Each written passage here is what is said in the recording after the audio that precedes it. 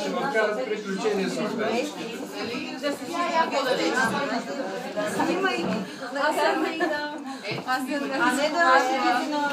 Има значение, че имаш рожден. Просто трябва да слушаш начало на казане. Да, ако се родени И за 15 стая. сега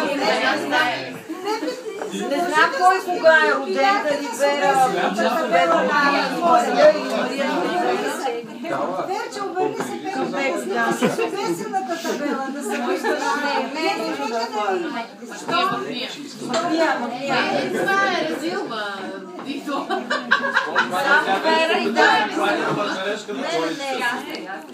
Утре в YouTube. Аз, честно казано, с много искрени пожелания от цялата дирекция, за да сбъднати мечти, каквото си пожелаш, това да ти се случва на този 30-ти рожден ден. Хора, правите сметка, 30-ти!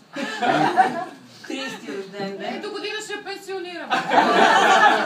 Много надявам да останете доволни. Главното лице за това е... Тя знае много любов от всички. Надявам се да ни покажеш после резултата, защото... Искам да прочетеш какво е, ама след като поднесат. А не е ли на...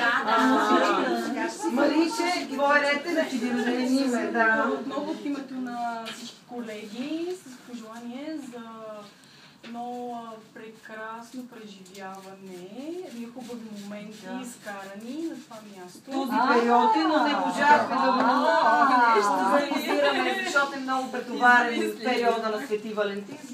Къде са тези преживявания?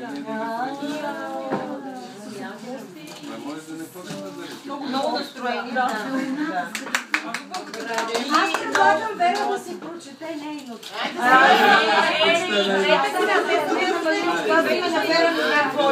За Вера не знаем, Мария е с Уикенд. А защо само Уикенд в... къде беше? Хотел Германия, Сапарева Ваня. Къде е госпожа Захарич? Но няма как да го прочете.